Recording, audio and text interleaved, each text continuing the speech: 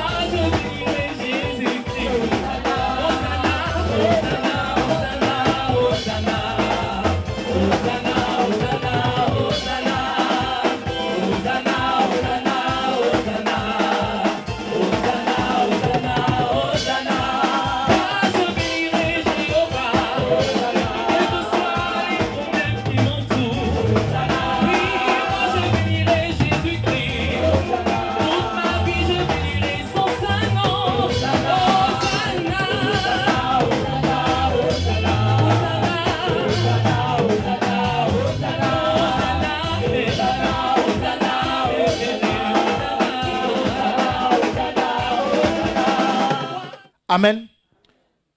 Comment avoir une vision de victoire? Amen. Comment avoir une vision de victoire? Dès lors nous parlons de victoire, c'est qu'il y a une adversité. C'est-à-dire qu'il y a un combat quelque part auquel nous sommes tout le temps opposés. Comment alors nous pouvons arriver à relever ce défi-là? Amen. Donc, les défis de la vie sont tellement courants auxquels nous faisons face chaque jour, chaque instant, Et nous nous rendons compte que nous sommes à chaque fois opposés aux mêmes réalités, aux mêmes épreuves, aux mêmes difficultés, et la vie n'avance pas. Si bien qu'on soit chrétien, nous constatons que nous n'avançons pas. Alléluia. Et à un moment donné, on a même du mal à croire que nous sommes même chrétiens. À un moment donné, on a même du mal à croire même que Dieu existe. Amen. Trop d'échecs, trop de blocages, n'est-ce pas? La vie tourne en rond, les mêmes choses produisent les mêmes effets, et c'est monnaie courante tout le temps, tout le temps, tout le temps. Pourtant, tous les dimanches, on court, on vient à l'église. On paye sa dîme, on paye ses offrandes. On fait même tout ce qu'il faut, n'est-ce pas, pour plaire à Dieu. Mais on se rend compte que pendant qu'on sent qu'on est en train d'avancer, on recule encore. On revient au même point de départ. Alléluia. Et aujourd'hui, je vais vous montrer des secrets. On va commencer à parler d'abord des erreurs.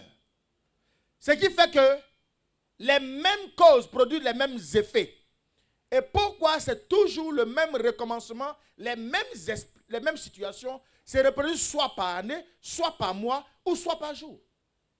Amen. Gloire à Jésus. Alors, il est important qu'on sache comment faire, comment trouver cette clé-là, ou cette clé, afin que les mêmes causes ne reproduisent plus les mêmes effets. Gloire à Jésus. Amen. Nous allons lire Ésaïe 42, versets 1 à 4. Je lis la parole de Dieu dans le livre d'Ésaïe 42 à partir du verset 1. Uh-huh. Voici mon serviteur que je soutiendrai, Oui. mon élu en qui mon âme prend plaisir. Attends. Pour ceux qui ont la Bible, souligner ou bien stabiloter, n'est-ce pas? Mon âme prend plaisir. Stabiloter, mettez un stabilo, mais souligner, mon âme prend plaisir. Continue. J'ai mis mon esprit sur lui. Stop. Vous soulignez encore mon esprit sur lui. Deux éléments, l'âme et l'esprit. Amen. Et je vais vous expliquer certaines situations et je vais enfin vous expliquer pourquoi est-ce que les mêmes causes produisent les mêmes effets. Gloire à Jésus. Amen. Amen, amen. Ok, continuons ma fille. Il annoncera la justice aux nations. Verset 2. Oui. Il ne criera point, il ne lèvera point la voix. Très bien. Et ne la fera point entendre dans les rues. Ah. Quand nous étudions cette parole, on se rend compte que toute la divinité est dans le Jésus. Toute la création a été faite selon lui. Ce que nous cherchons se trouve en lui. Amen. Amen. Mon serviteur. Là, ici, Dieu appelle Jésus mon serviteur. Est-ce que vous comprenez un peu? Ailleurs, il appelle mon fils. D'autre part, il appelle même l'ange. N'est-ce pas? Alléluia. Amen. Amen, amen.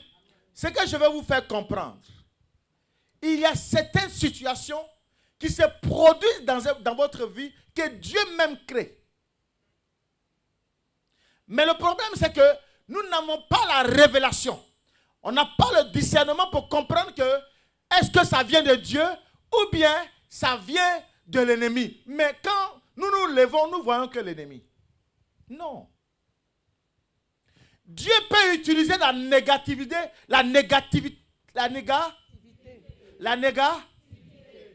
et langue là. Ils n'ont pas coupé la chose là-haut. Donc ça va être tête. Amen. Acclame Jésus. Mais tu as compris. Ah, ma puce est là. Bisous à toi. Ça va? Et la princesse? Et l'autre princesse, elle est où? Elle va venir? Elle va venir, t'inquiète pas. Si tu es là, elle va venir. Dieu peut utiliser le néant. Ça m'arrange. On comprend pas néant? Très bien. Il peut utiliser ce qui est mauvais, ce qui est gâté. Les gens peuvent voir ça en gâté. Alors que les gens ne connaissent pas le plan de Dieu. Dieu peut te mettre dans un plan bizarre. Amen, amen, amen. Pour arranger une situation future dans ta vie. Amen. Mais ce que vous devez savoir, en tant qu'enfant de Dieu, tu sers le Seigneur avec ton cœur, sincèrement, tout ce que Dieu réalise, c'est pour accomplir ses desseins. Amen, amen, amen. Alléluia. Mais beaucoup prennent ça comme une preuve. Nous allons étudier un passage ou une histoire où personne ne pouvait croire que Dieu pouvait utiliser cette histoire-là pour en faire ce personnage roi. Mais Dieu va utiliser la négativité pour atteindre son objectif. Nous disons, 1 Roi 9, versets 3 à 17. Uh-huh. 1 Roi 9. Ma fille, tu dois être à la page. Hein? Ah, papa, j'ai sélectionné. Bon. Je lis la parole de Dieu à 1 Roi 9 à partir du verset 3. Non, 1 Samuel 9. Mais tu as ça, non? Oui, il faut me rappeler. Pourquoi tu me laisses me tromper? Est-ce qu'on peut acclamer le Seigneur? Je n'ai pas le droit de me tromper tant que tu es auprès de moi. Amen, c'est vrai. C'est ça, non? Voilà. Je ne peux pas avoir tort.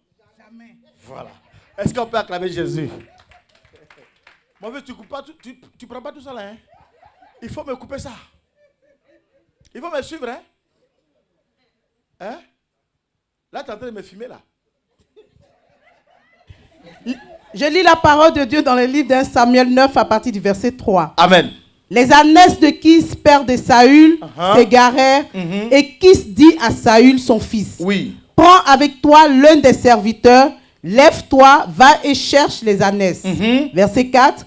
Il passa par la montagne d'Éphraïm et traversa le pays de Chalissa. Sans les trouver, ils passèrent par le pays de Chalim et elles n'y étaient pas. Amen. Regardez la suite. On va aller doucement, doucement. La première recherche n'a rien donné. La Bible dit, sans les trouver, il va encore partir où? On suit? Au pays de... Continue, mais suis. Et il n'y était pas. Il parcourut le pays de Benjamin. Est-ce qu'il a trouvé? Non. Il n'a pas trouvé. Il était arrivé dans le pays des Sup. Est-ce qu'il a trouvé? Non. Il n'a pas trouvé. Viens, retournons de peur que mon père, oubliant les ânesses, en soit à peine de nous. Le serviteur lui dit, voici, il y a dans cette ville un homme de Dieu, et c'est un homme considéré. Tout ce qu'il dit ne manque pas d'arriver. Allons-y donc. Peut-être nous fera-t-il connaître le chemin que nous devons prendre. Verset 7. Saül dit à son serviteur, mais si nous y allons, que porterons-nous à l'homme de Dieu? Car il n'y a plus de provisions dans nos sacs. Très bien. Je vais ouvrir une brèche. Regardez un peu. Avant de continuer la lecture, voilà, pour que les gens comprennent l'histoire. Voici une histoire.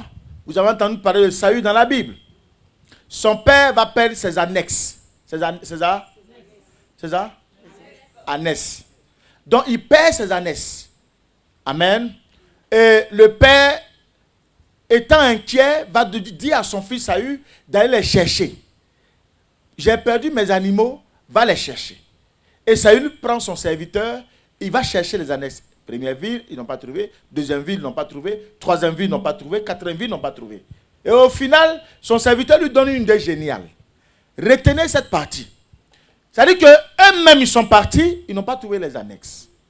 Et à un moment donné, le serviteur lui dit, je crois que si on se met à chercher, à fouiller partout, nous n'allons pas avoir. Quelle est la préoccupation ici du père de Saül et de Saül lui-même? C'est de pouvoir retrouver les bêtes. Donc là, il est dans une position de négation où il est inquiet. Dans quel état, dans quel esprit sera son père quand il va retourner à la maison? Est-ce que vous voyez un peu? Amen. Et donc là, une première réaction de son serviteur va lui dire, de toute façon on cherche là. On va se promener pour rien. Le mieux, c'est que nous allons voir un serviteur de Dieu. Mais le serviteur de Dieu ici est symbolisé comme la présence de Jésus. Mais regardez, il lui dit en même temps, c'est Saül qui va parler. Mais nous n'avons plus d'argent. La provision, c'est l'argent. On n'a plus rien. Tu sais qu'on ne va pas dans la maison de Dieu les mains vides. nous allons partir avec les mains vides, comment le serviteur va-t-il nous réagir? Même s'il a prophétisé, mais comment nous allons sceller? Alléluia. Amen. Je vais ouvrir une parenthèse pour passer un peu par là. Pour dire à un enfant de Dieu, ne reçois jamais un homme de Dieu comme ça.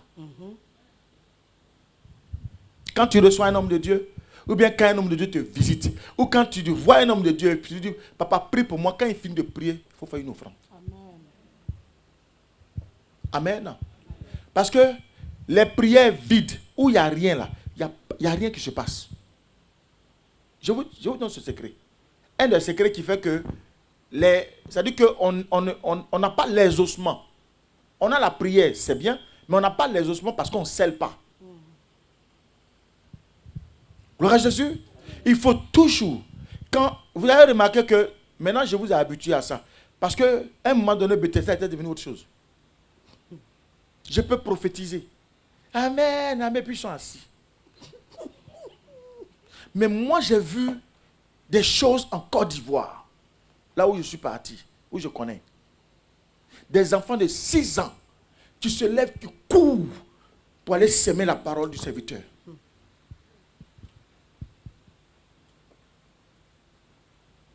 Comment avoir une vision de victoire? Voici une première clé. Quand tu n'apprends pas à sceller ou à donner dans la maison de Dieu, ta victoire est difficile. Où elle vient, et puis l'ennemi lutte avec ça. Il lutte la victoire avec toi.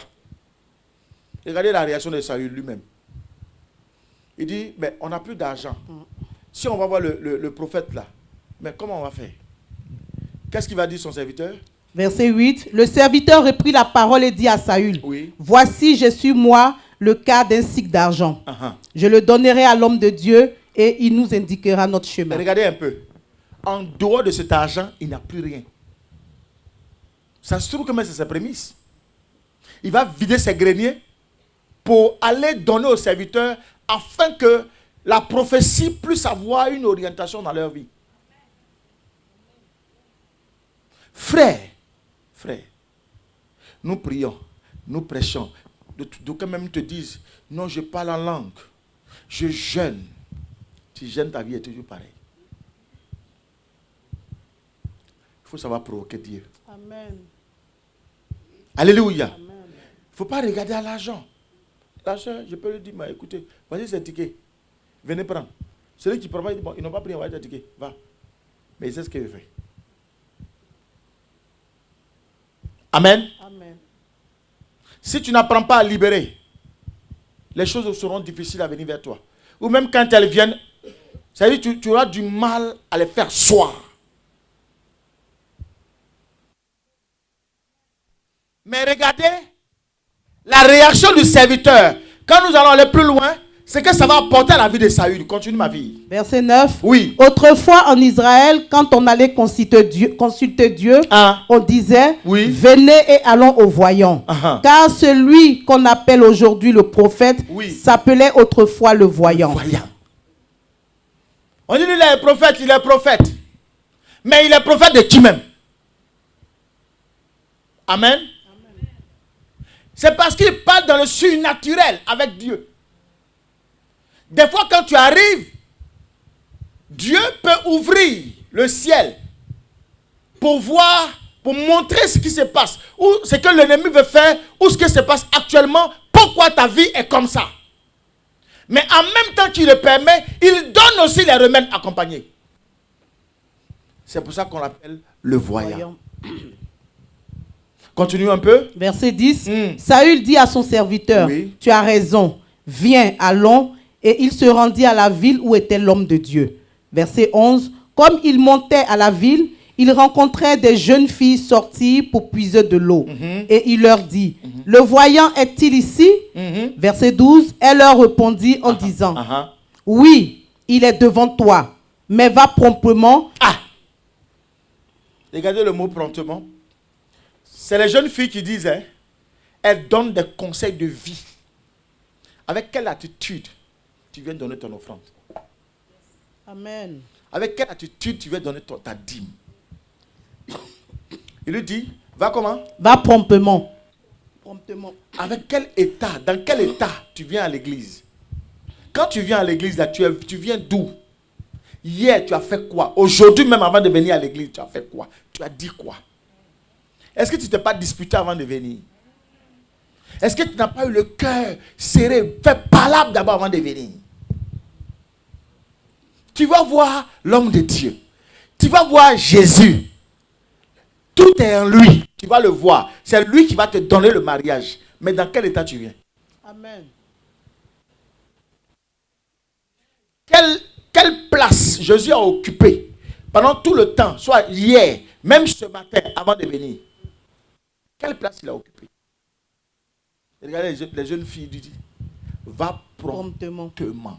C'est-à-dire que là, Saül va rencontrer des personnes qu'on appelle des opportunités pour aller vers la bénédiction qui l'attend.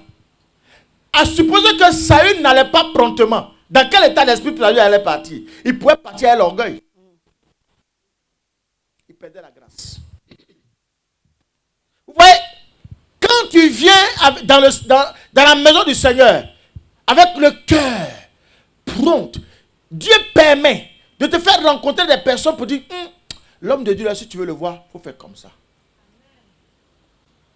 Il faut avoir une telle attitude. Là, on parle du caractère, de l'attitude. Quel est ton caractère ce matin? Amen. Est-ce que tu es assis là pour recevoir seulement? Ou bien est-ce que tu es là pour faire accompagner l'œuvre de Dieu?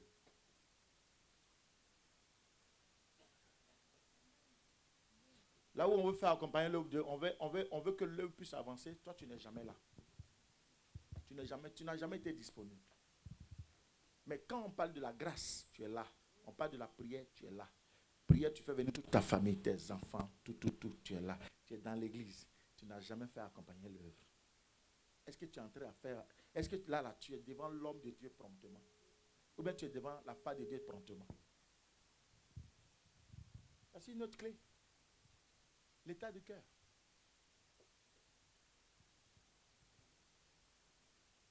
La Bible dit, Samuel regarde Eliab. Il dit, yes, c'est lui qu'on doit oindre. Dieu dit, il y a longtemps je l'ai rejeté. Toi, tu regardes à qui? Tu regardes à quoi?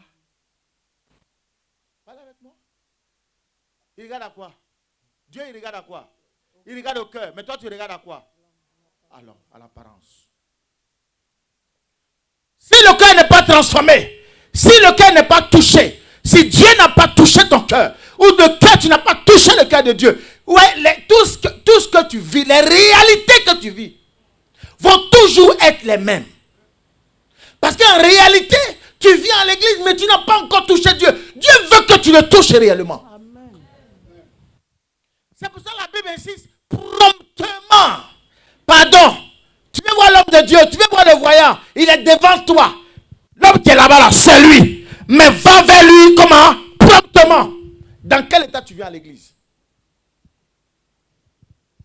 Comment as-tu préparé ton culte hier? Ou ce matin, comment tu l'as préparé? Quand tu viens devant la face de Dieu, dans quel état d'esprit? Non, moi je suis pas là. C'est pour recevoir et puis moi je m'en vais. Le pasteur là, moi je m'en fous de lui. Ouais. Est-ce que tu viens promptement? Moi j'ai mon problème. C'est mon problème qui m'intéresse. Le reste là je m'en fous. Est-ce que tu viens promptement? Alléluia. Continue un peu ma fille. Car aujourd'hui, il est venu à la ville parce qu'il y a un sacrifice pour le peuple sur le haut lieu. Verset 13. Quand vous serez entrés dans la ville, vous le trouverez avant qu'il monte au haut lieu pour manger. Car le peuple ne mangera point qu'il ne soit arrivé. Parce qu'il doit bénir le sacrifice, après quoi les conviés mangeront. Montez donc, car maintenant vous le trouverez. Ah! Pour vous qui avez la Bible, soulignez les conviés mangeront. Saül est toujours en train de chercher les années de son père. Hein?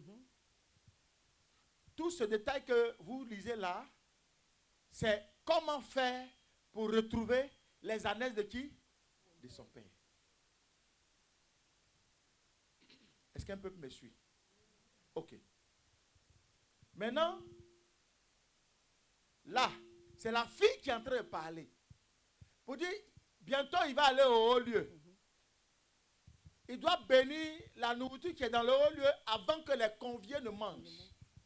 Donc, dans le haut lieu, là, ce n'est pas tout le monde qui va là-bas. Retenez le haut lieu dans votre Bible. Soulignez le haut lieu. Amen. Il y a les conviés, c'est-à-dire les gens que lui, le voyant, a mis à part. Parce que ce jour-là, on doit faire une action de grâce à Dieu. Et on doit manger ensemble. Mais on prend des personnes qu'on met à part. Et ce n'est pas tout le monde. Sinon, la fille devait se retrouver là-bas aussi. Mais elle donne les informations très capitales. Vous voyez, dans la vie, quand tu viens promptement devant la face de Dieu, Dieu te fait rencontrer des personnes pour te donner les vraies informations. Amen. De ta vie, qui vont amener ta vie à être changée. Donc là, Saül, il est dans le désarroi. Parce que chez les annexes, il ne les a pas trouvés. Amen.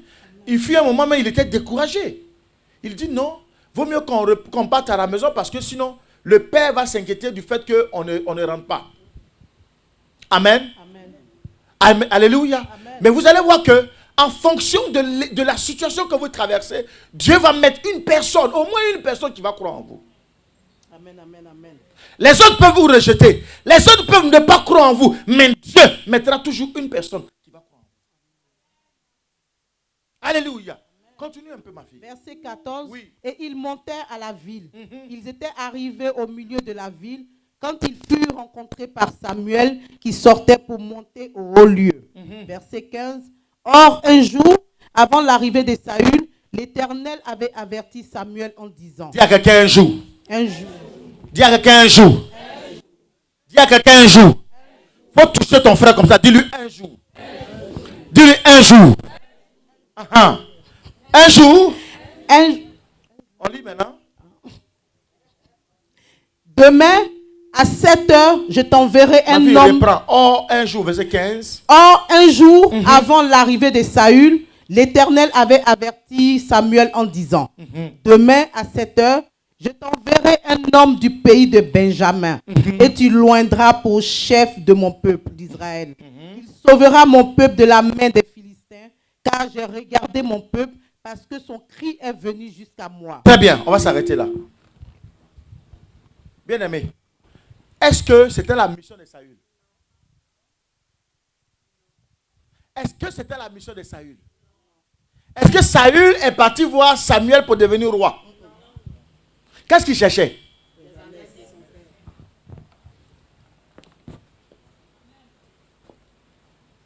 Est-ce qu'un enfant de Dieu connaît réellement Dieu? Dieu peut utiliser la mort pour donner la vie. Dieu peut utiliser des situations négatives dans ta vie pour améliorer ta situation. Amen. Saül cherchait les ânesses de son père. Il s'inquiétait de savoir où étaient passées les ânesses. Alléluia. Mais regardez, il y a deux types de personnes qui vont changer sa vie. La première personne, le serviteur avec qui il est, qui est attaché fidèlement à lui par la foi et qui est attaché fidèlement à lui par la loyauté. Et en même temps, quand lui, il est bas, c'est-à-dire il est faible, il va le remonter. Alléluia. Donc vous voyez qu'il y a des personnes avec qui vous faites alliance. Et dans ces alliances-là, ça ne vous amène pas vers ce que Dieu avait prédestiné. Ce n'est pas tout le monde on met auprès de soi. Est-ce que je peux parler à quelqu'un ce matin? Est-ce que je peux parler? Est-ce que je peux parler? Frère, quelle alliance tu allais faire? L'alliance, c'est la relation. Quelle relation as-tu? Dans quel mariage tu allais te mettre? À qui tu allais donner ta tête? À qui tu as donné ton argent? Alléluia. C'est ce que tu fais qui agit en toi. Regardez un peu. Le serviteur dit, je sais que mon maître, il n'a plus rien. Et je sais qu'il est nu. Si je le laisse comme ça, les gens vont voir sa nudité. Et son père va se fâcher contre lui. Qu'est-ce que je dois faire? L'argent que j'ai là, je ne cache pas. Je sors. je donne à mon serviteur pour que mon serviteur soit vu. Donc vous comprenez que si le serviteur qui était auprès de Saül n'avait pas parlé de cette quart d'argent qu'il avait, Saül ne serait jamais roi. La royauté en toi, la grandeur en toi, la destinée en toi. Mais comment la destinée va sortir? Dieu utilise une situation de négation. Donc vous comprenez que des fois, il y a des situations qui vous arrivent. Mais comme on n'a pas le discernement, on croit que ça vient de l'ennemi. Non. Je veux dire à un enfant de Dieu, tu ne mourras pas. Je veux dire à un enfant de Dieu, tu ne seras jamais pauvre. Je n'ai pas entendu ton amen. Est-ce que Saül pouvait savoir qu'il devait être roi? Regardez ce que Dieu dit. Il dit, il avait déjà vu Samuel. Il avait déjà prévenu Samuel qu'un serviteur devait venir le rencontrer. Et c'est celui-là que tu dois prendre pour oindre pour mon peuple. Dans le but d'aller chercher les annexes, mais il ne savait pas qu'il était roi. Frère, ce n'est pas parce que tu n'as pas les papiers aujourd'hui que tu vas croire que tu ne seras plus rien. Les papiers ne déterminent pas la vie. La gloire de Dieu peut être en toi sans les papiers. La gloire de Dieu peut être en toi sans le travail. La gloire de Dieu peut être en toi sans le travail, sans même être marié. C'est pas le mariage qui détermine la gloire de Dieu, non. Alléluia. Alléluia. Frère, ne te minimise pas. Ne crois pas que ta vie est foutue comme ça, c'est faux. Saül ne savait pas qu'il pouvait devenir roi. La royauté était en lui et puis il était dans le champ en train de s'occuper des années de son père. Mais il faut quelqu'un pour révéler cela. Si quelqu'un ne t'a pas révélé, frère, ta vie ne peut pas bouger. Hein. Amen. Frère, il y a deux types de pères. Il y a celui-là qui te met au monde, il te laisse, il dit débrouille-toi. Et il y a celui-là qui te prend, qui t'éduque, qui te donne la vie. Et c'est celui-là qui parle sur toi. Et c'est ce que je suis. Si je n'ai pas parlé sur mon fils, rien ne peut arriver à sa vie. Frère, il faut avoir un père qui commande le ciel. Et le ciel descend à ta faveur. Alléluia. Vous voyez, nous souffrons parce qu'il n'y a personne pour nous éduquer. Il n'y a personne pendant les 10 moments de notre combat pour nous expliquer non. Ce qui arrive là, en réalité, tu n'as rien compris. Mais c'est Dieu qui est en train de mettre le plan pour ton élévation. Alléluia. Saül ne pouvait jamais imaginer dans sa vie qu'il pouvait devenir quoi? Roi. Maintenant, regardez, je vous ai dit de souligner les conviés, n'est-ce pas? Saül n'était pas convié. Maintenant, lisons la suite, ma fille. Verset 17. Lorsque Samuel eut aperçu Saül, oui, l'Éternel lui dit, voici l'homme dont je t'ai parlé. Voici l'homme, dis à quelqu'un, c'est moi. C'est moi. Je suis l'homme que Dieu a choisi. Je suis la femme que Dieu a choisi. Oh, j'aime pas quand tu es assis et puis tu proclames. Je veux que quelqu'un proclame et vie sur ta vie ce matin. Dis, c'est moi. C'est moi. Tout ce que l'ennemi fait, c'est pour me grandir. C'est pour m'élever. Oh, j'aime pas quand tu es assis. J'aime pas quand tu es assis. J'aime pas quand tu es assis. Oui, dis, c'est moi. Tout ce qui arrive à ma vie actuellement, c'est du mensonge. Mais la gloire de Dieu est dans ma vie. Celui que Dieu va bénir, c'est moi. Celui que Dieu va élever, c'est moi. La grâce de Dieu est sur ma vie. Alléluia. C'est moi. La grâce est à moi. La bénédiction de Dieu est sur moi. La richesse est sur moi. Les papiers sont sur moi. Les papiers m'appartiennent. Le mariage c'est moi. L'enfantement c'est moi. Oh, comment ça le dit fort, c'est moi. C'est moi. C'est moi. Même si les gens me regardent autrement. Mais ce que Dieu a dit, aujourd'hui, je suis dans la grâce. Aujourd'hui, je suis dans l'abondance. Aujourd'hui, je suis dans la prospérité. Je suis guéri. Je suis guéri. Je ne suis plus malade.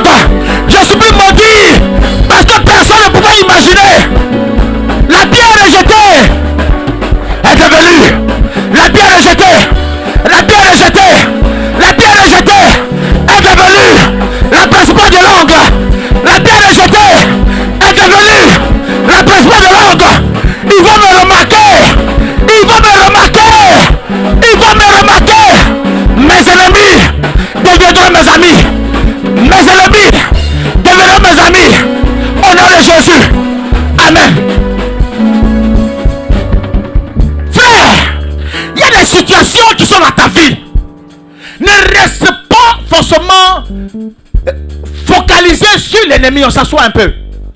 Amen.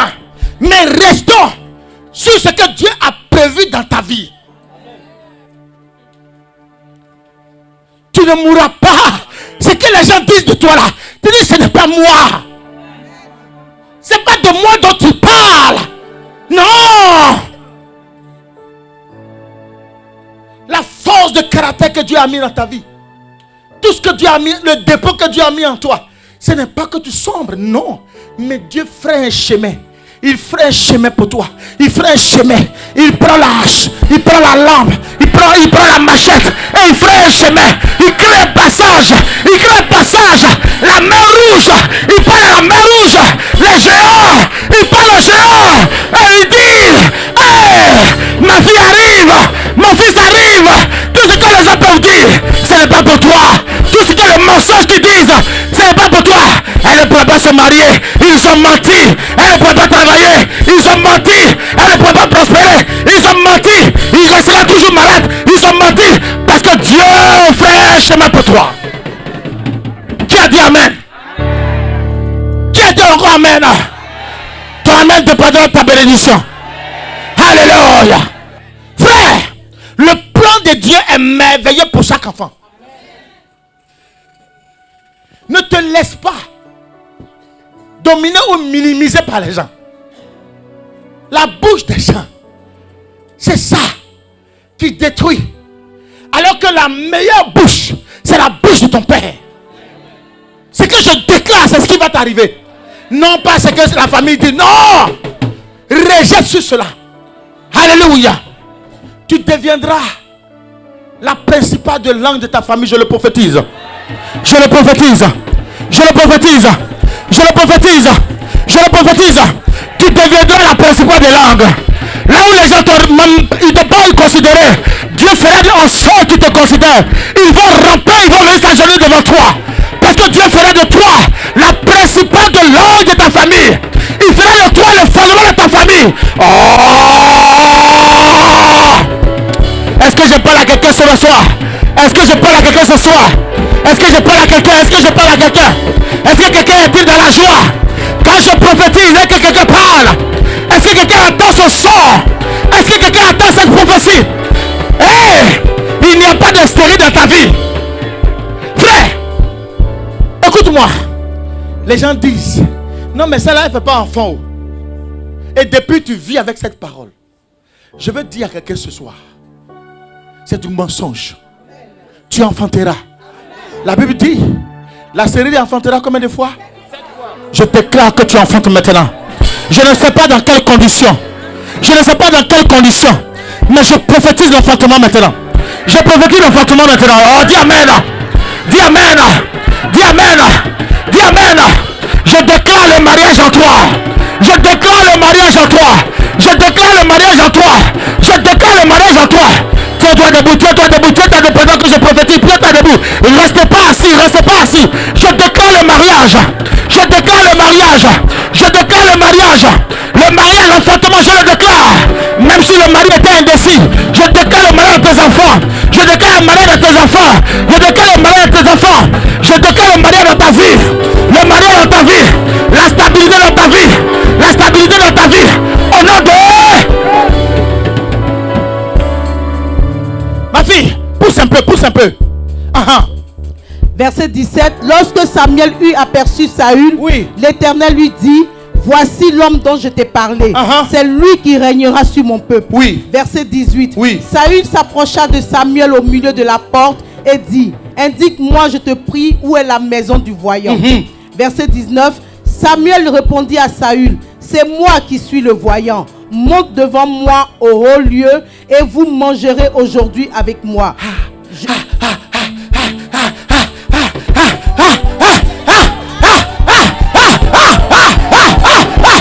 Oui. C'est moi qui suis le voyant. Je suis le voyant. Monte devant moi au haut lieu. Monte devant moi au haut lieu. Et vous mangerez aujourd'hui avec moi. Et vous mangerez aujourd'hui avec moi. Attendez, je vais vous ouvrir un peu une brèche. Or, ce qui avait été décidé, c'est que ce n'était pas, Saül n'était ni programmé, ni son serviteur. Il y avait des conviés qui étaient déjà programmés. Des gens dont on avait adressé une liste. Frère, quand une liste est dressée, quand Dieu décide de t'élever, Dieu change le cours de la liste. Amen. À cause de toi, Dieu change la loi. Dis la loi en ma faveur. La loi. Quelqu'un qui allait chercher des animaux, on le prend, son père n'est pas au courant, sa famille n'est même pas informée. Qu'est-ce qu'on fait? On dit aujourd'hui, là, on ne te laisse pas. La grâce ne trompe pas. Amen. La grâce se voit. Amen. La grâce se vit. Est-ce que je parle à quelqu'un? Laisse les gens parler. Laisse les gens raconter. Laisse les gens dire ce qu'ils ne savent pas. Mais il y a une chose que tu dois savoir. Dieu t'a mis au haut lieu. Parmi les grands. Il t'a mis au haut lieu. Parmi les grands. Et le décret est fermé. Il n'y a pas quelqu'un qui peut ouvrir. La porte est fermée. La porte est fermée. Personne ne peut ouvrir. Au nom de... Ma fille, lisons un peu la suite. Je te laisserai partir demain et je te dirai tout ce qui se passe dans ta cour, dans ton cœur. Oui. Verset 20. Ne t'inquiète pas des ânesses que tu as perdues. Il y a 3 jours. Attends. Et allez le voyant. Et allez le voyant. C'est-à-dire ce pour lequel il est arrivé. Au lieu de commencer par là, non. Maintenant, il va lui expliquer maintenant. D'abord, il lui donne maintenant d'abord le plan de Dieu sur ta vie, sur sa vie qu'il ne savait pas. Lui, il ne savait pas qu'il était un roi et puis il marchait. Maintenant, il va lui dire maintenant, ne t'inquiète pas des ânesses que tu as perdues. Il y a 3 jours. Car elles sont retrouvées. Et pour qui est réservé tout ce qu'il y a de précieux en Israël. Alléluia. N'est-ce pas pour toi et pour toute la maison de ton père? Verset 21. Saül répondit: ne suis-je pas benjamite de l'une des plus petites tribus d'Israël? Et ma famille n'est-elle pas la moindre de toutes les familles de la tribu des Benjamins? Pourquoi donc me parles-tu de la sorte? Frère, est-ce que pour que tu deviennes roi là, Dieu a besoin que... Est-ce qu'il a besoin de savoir que tu dois sortir d'une famille riche? Pour que tu deviennes roi, pour que tu sois béni, maman, est-ce que Dieu a besoin de voir ta condition de vie? Est-ce que Dieu a besoin de savoir que tu viens d'une famille de renommée? La Bible dit, il prend les choses viles pour confondre quoi? Les sages. Laissez les gens se taper la poitrine. Laissez les gens raconter ce qu'ils veulent. Mais Dieu, peu importe ce que tu vis ou ce que tu traverses, c'est que lui il sait, tu es roi. Maintenant Saül dit, mais toi-même tu sais, en fait ce qu'il est en train de dire, ça veut dire ça. Toi-même tu sais que je sors d'une famille benjamite, la plus petite. Et je sors d'une autre famille qui est pauvre. Comment tu peux dire que je suis roi? Frère, Dieu, il ne cherche pas à savoir ta condition. Ce n'est pas ta condition sociale qui préoccupe Dieu. C'est ce qui est en toi. Le plan qu'il a mis sur toi. C'est ce qu'il veut accomplir. Tout ce qui était fermé, tout ce qui était caché dans ta vie ressort maintenant. Tout ce qui était caché ressort maintenant. Tout ce qui était caché ressort maintenant. Que le voile de la mort soit déchiré. Que le voile de la malédiction soit déchiré. Que le voile de la malédiction soit déchiré. Que le voile de l'épreuve soit déchiré. Et j'arrache le voile de la malédiction. Je déclare maintenant que ça sorte. Ça sorte. La lumière sorte. La lumière sorte. La lumière sorte. La lumière sorte. La lumière sorte. La lumière sorte. Et tu es positionné au nom de Jésus. Dis Amen. Dis Amen. Dis Amen. Tu es positionné. Dis Amen. Alléluia. On s'assoit. Je vais couper quelques messages. Sinon on ne pourra pas terminer vite. Amen. Frère. Pour un oui, pour un non, on est découragé. Il y a un remède au découragement. Amen. Ne cédez pas au découragement.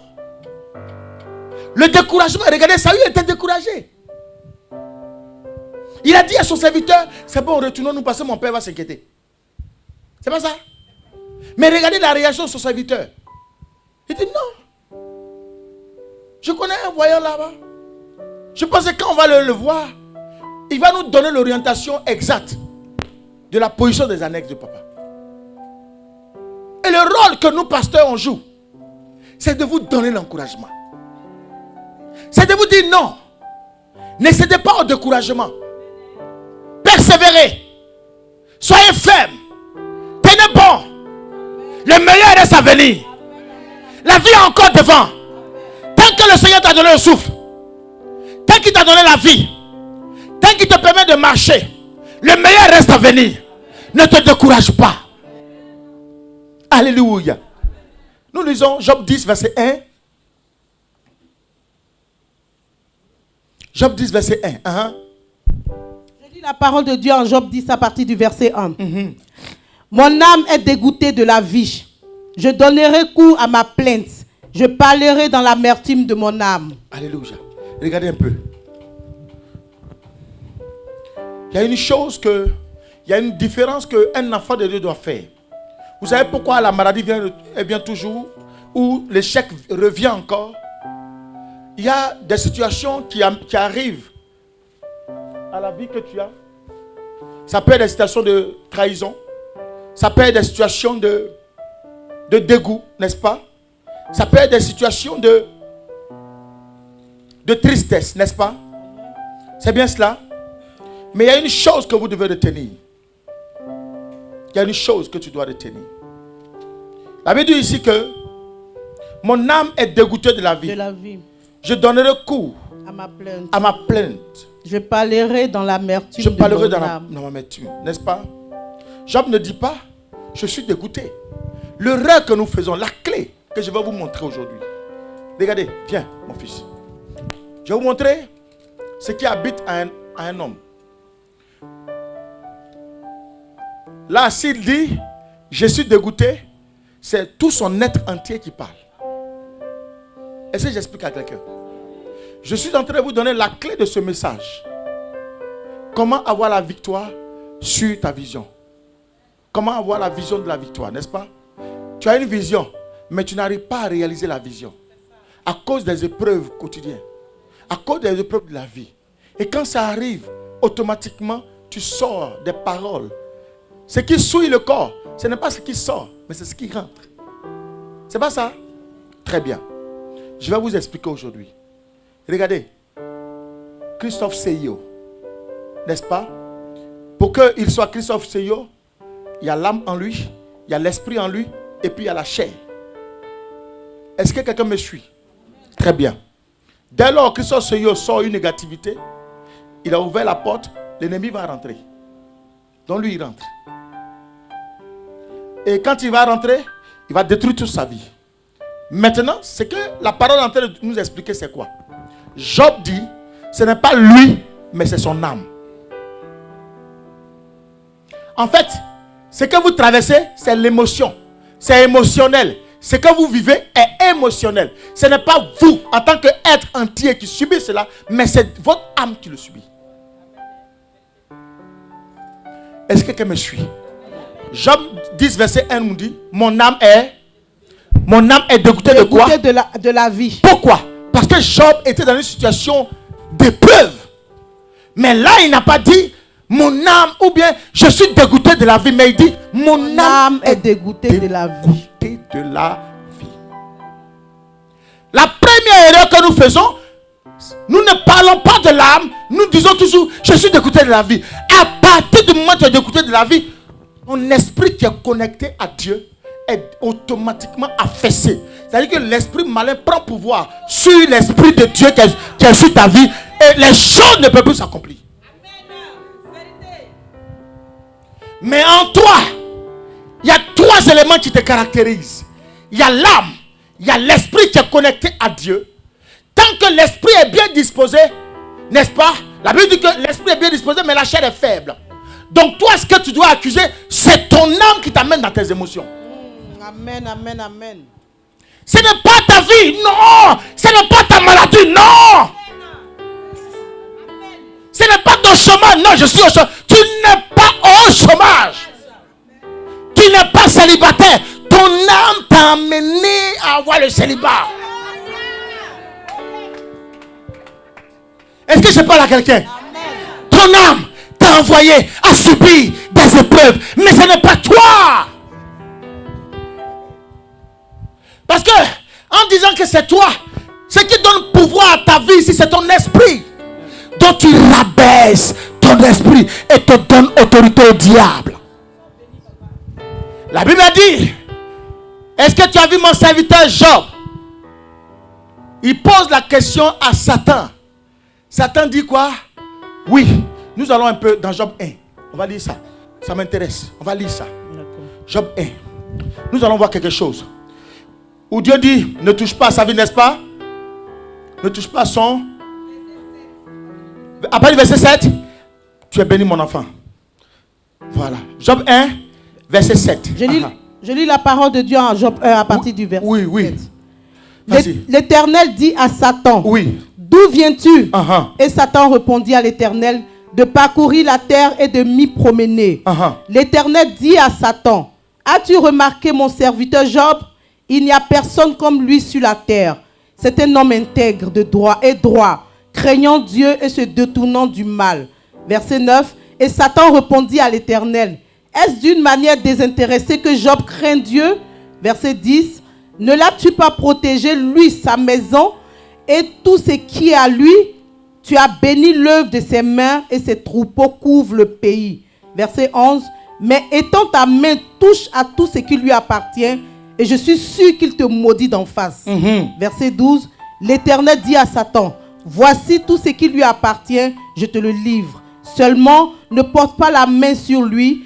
Et Satan se retirera de devant sa face, devant la face de l'Éternel. Qui a une autre version? Il y a une version qui dit... Vous n'avez pas une autre version? Elle est où?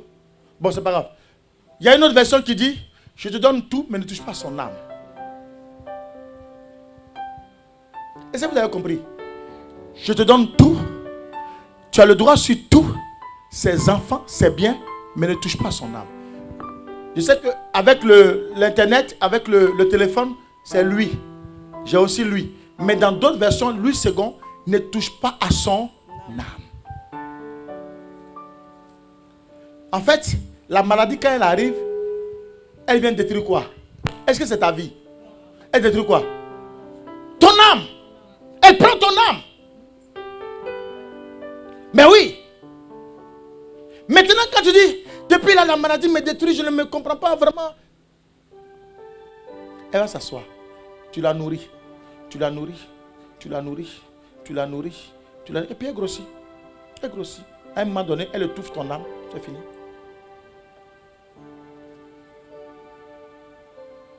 Donc, depuis là, je suis au chômage.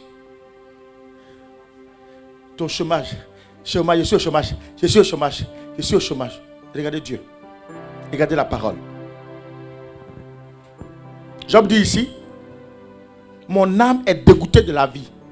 C'est en fonction de ce qu'il subit. Je vais vous donner encore quelques autres exemples. Nous allons prendre Matthieu 26, verset 38. Je lis la parole de Dieu en Matthieu 26 à partir du verset 38. Oui. Il leur dit alors, mon âme est triste jusqu'à la mort. Restez ici et veillez avec moi. Mon âme est quoi? Mon âme est triste. Oui. Jusqu'à la mort. La personne qui dit ça là, c'est parce qu'il est quoi? Il est malade. Je suis tellement malade. C'est ça, hein? Que mon âme est triste jusqu'à la mort. Amen. Amen. Donc vous comprenez que ce n'est pas toi. Ce n'est pas toi, mais c'est ton âme.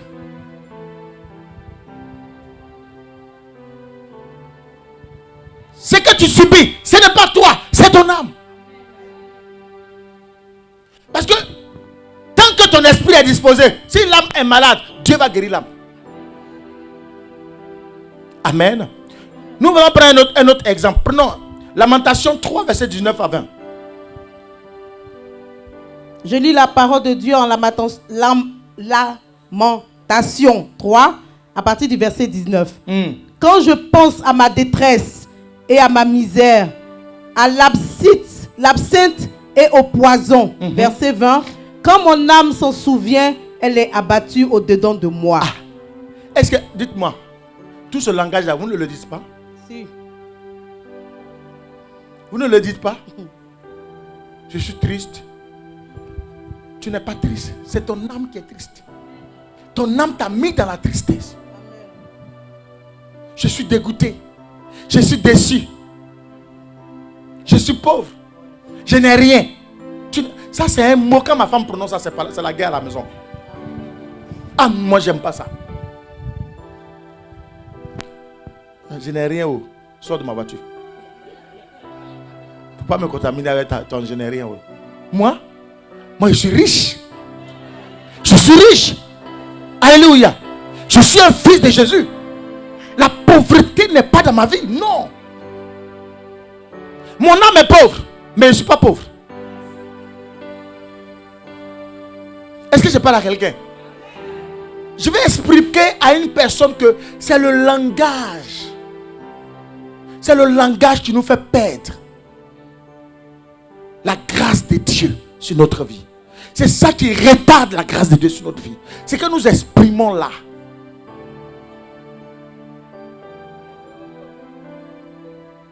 Non, maintenant c'est une nouvelle.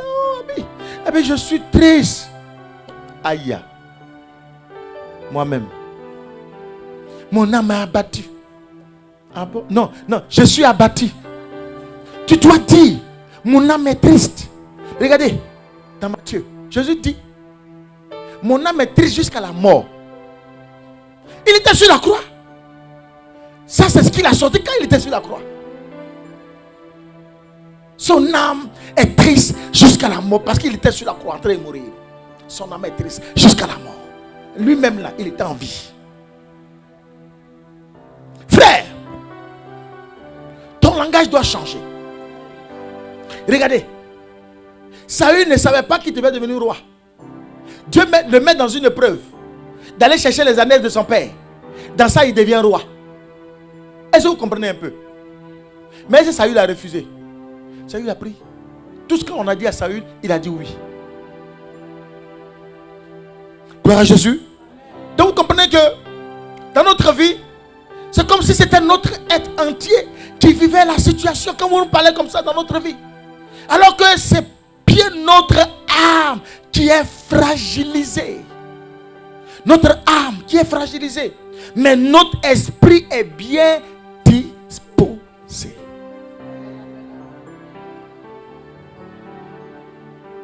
Dieu, il a tellement fait la conception de l'homme. Alléluia. Quand tu étudies l'âme, tu étudies l'esprit et tu étudies la chair, tu te rends compte que c'est 2-3 mondes différents.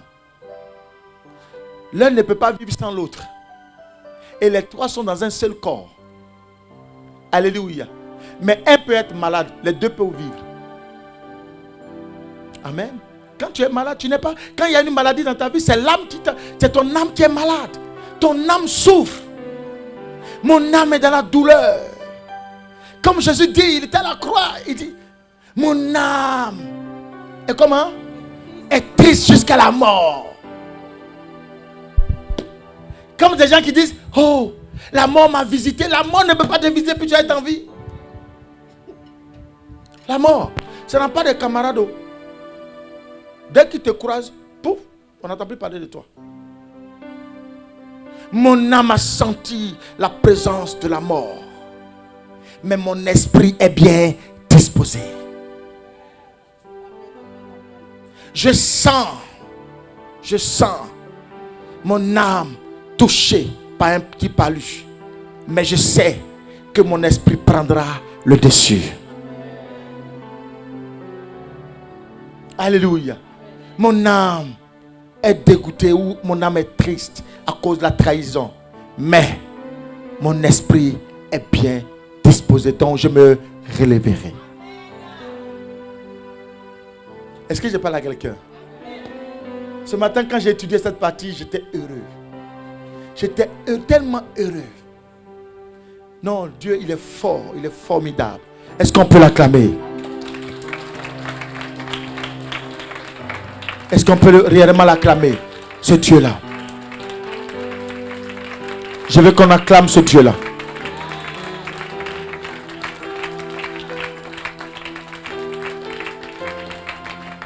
Amen.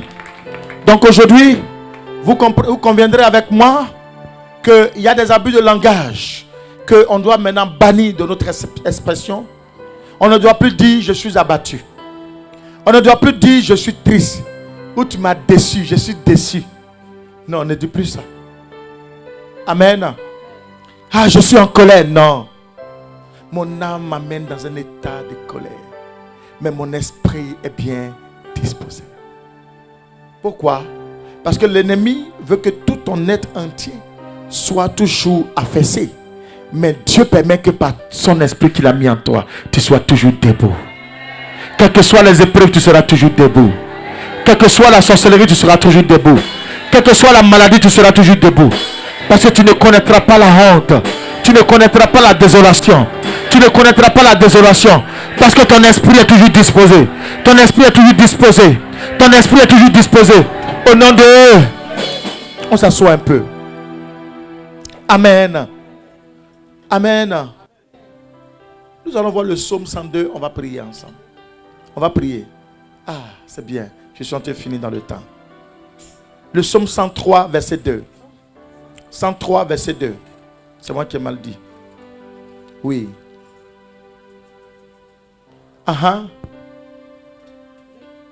Oui. Je lis la parole de Dieu dans le livre de Psaume 103 à partir du verset 2. Oui. Mon âme bénit l'Éternel et n'oublie aucun de ses bienfaits. N'oublie quoi? Aucun de ses bienfaits. Quoi? Aucun de ses bienfaits. Oh, tu vas te tenir debout. Alléluia.